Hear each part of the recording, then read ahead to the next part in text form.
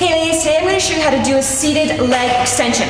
So the machine at your gym may look a little bit different than this one. You just want to pay attention to a couple of points just to make sure that you adjust the seat appropriately. So for this one, there's a couple of different adjustments.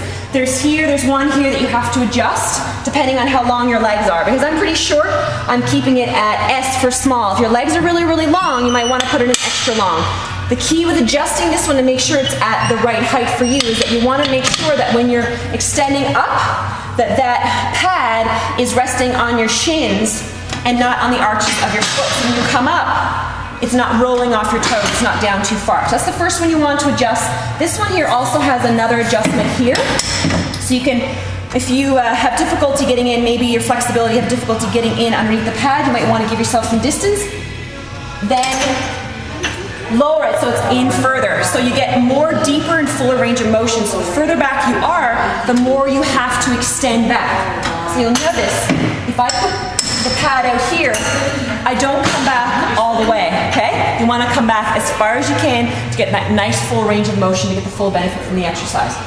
Again, I'm going to bring that in just like that.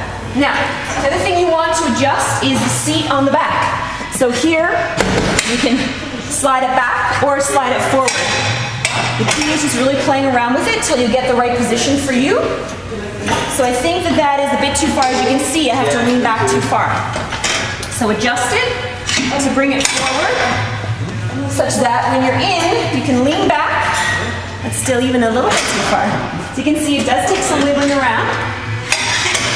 What you might want to do is that if you consistently go to the same gym, write down the numbers on your training log, so then you know what numbers you have to adjust until you go back for the second time.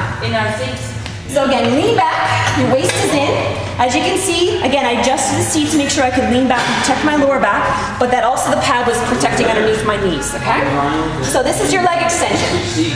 Load up the waist, guys. Don't be afraid to load up on it. Belly button is in, waist is tight, lean back, shoulders are back. Extend. Inhale. Extend. You can hold the handles on the side if you want to really anchor yourself down to lift heavy.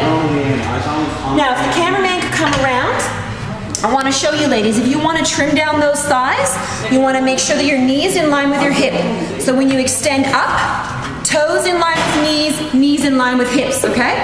That's what's going to hit the vastus medialis, that teardrop muscle, that beautiful, sexy leg muscle that looks so wonderful on women.